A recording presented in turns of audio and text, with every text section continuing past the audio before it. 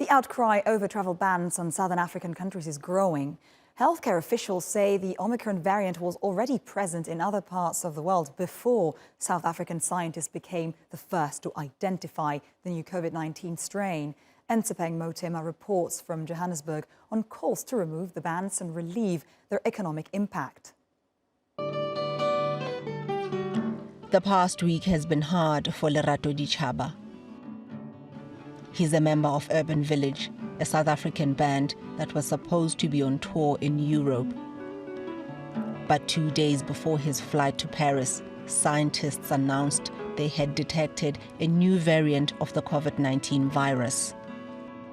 The UK, US, EU and others reacted by imposing bans on South Africans and travelers from 7 other nations in the region.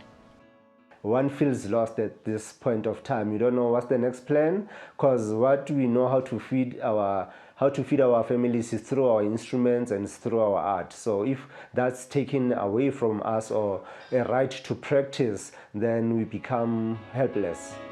The United Nations has criticized the bans, especially after it emerged that the Omicron variant was already in parts of the world before South African scientists identified it. We have the instruments to have safe travel. Let's use those instruments to avoid this kind of, allow me to say, travel apartheid, which I think is unacceptable. It's a hot topic here, with some people joking that next time perhaps South African scientists should keep discoveries to themselves. But on a more serious note, many are worried about the impact that the travel restrictions are going to have on the already struggling economy. Themba Koniwe is a general manager of a boutique hotel in downtown Johannesburg.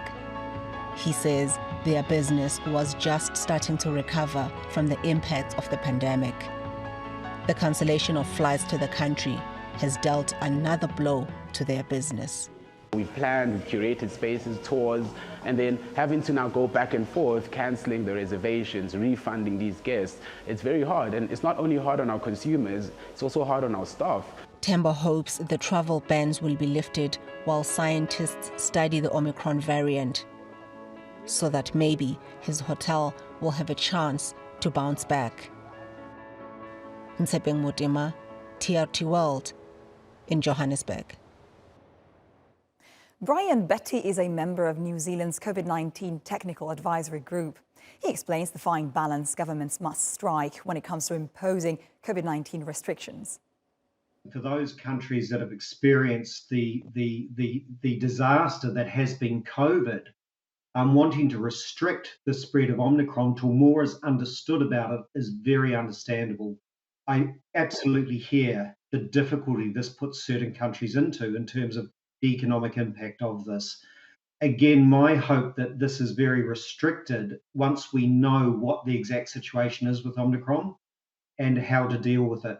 However, one of the things I do agree with WHO, which is very important, we do have technologies now like vaccine passports. We do have vaccination for double vaccination. We do have certain standards in place that certainly make travel safer than it was at the beginning of the pandemic. And that's actually very, very important. Look, I think the longer the situation goes on, the more we see these variants start to occur. Vaccination is our only real defense. There is no doubt when situations like this arise, it really puts the impetus and the focus back on vaccination.